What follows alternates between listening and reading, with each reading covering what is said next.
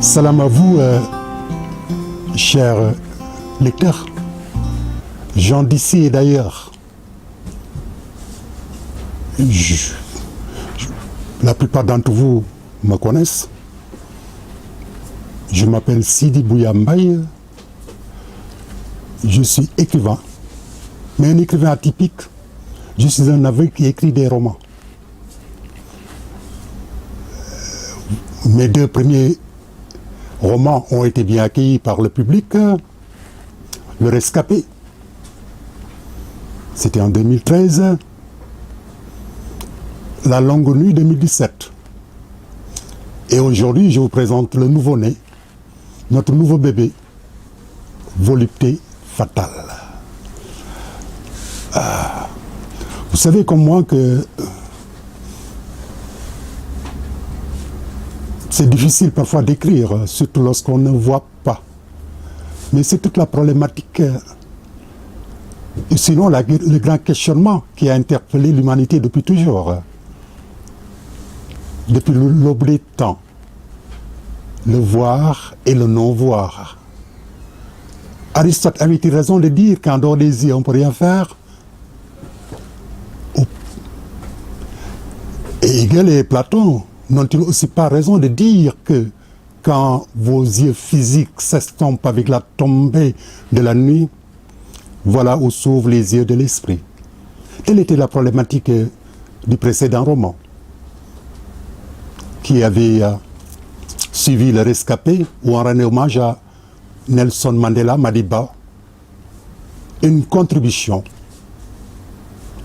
à la noble lutte de nos frères sud-africains. C'était le premier, Le Rescapé. Aujourd'hui, je vous présente Volupté fatale. C'est bizarre, Volupté fatale. Le titre peut faire tressaillir quelqu'un. Parce que la volupté, c'est quoi? C'est le plaisir des sens. Le plaisir, parlons-en. Quelqu'un disait que désir, plaisir, souffrir. Mais lorsque le plaisir entraîne la mort, ça pose un autre problème. Baudelaire, du moins dans Les Fleurs du Mal, on a constaté que la beauté peut être une fleur du mal. Il en est question ici. Il s'agit de l'histoire d'une jeune fille qui incarne la beauté dans sa perfection, devant qui Ornella Muti aurait même rougi, qui, suite à un amour normal, vous direz, a eu à écoper du sida. Et là, il s'agira de parler, vous avez compris, des réseaux sociaux.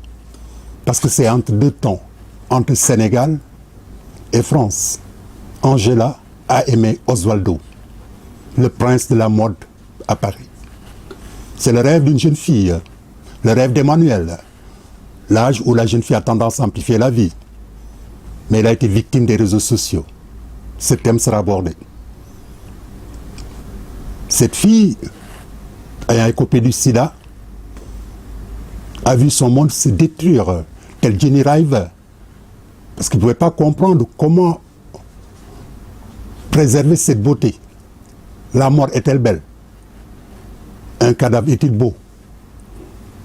Elle ne voulait pas être déshumanisée ou réduite à l'état de loque humaine par la maladie.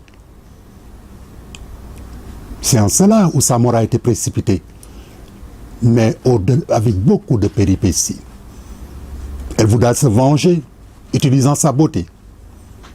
Et cette beauté a été fatale pour ceux-là qui étaient tentés de l'approcher. Mais elle était irrésistible, la beauté dans son expression la plus achevée.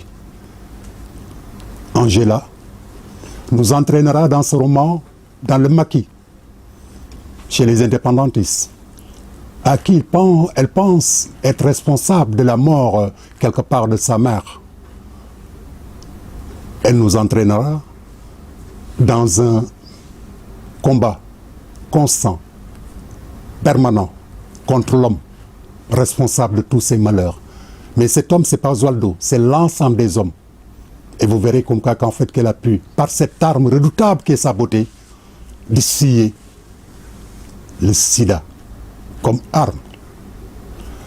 Mais il sera ici question, et je rends comme hommage ma contribution à la noble lutte que mène le Comité national de lutte contre le sida avec Safiatou Thiam et toute la clique, les associations des personnes vivant avec les VIH.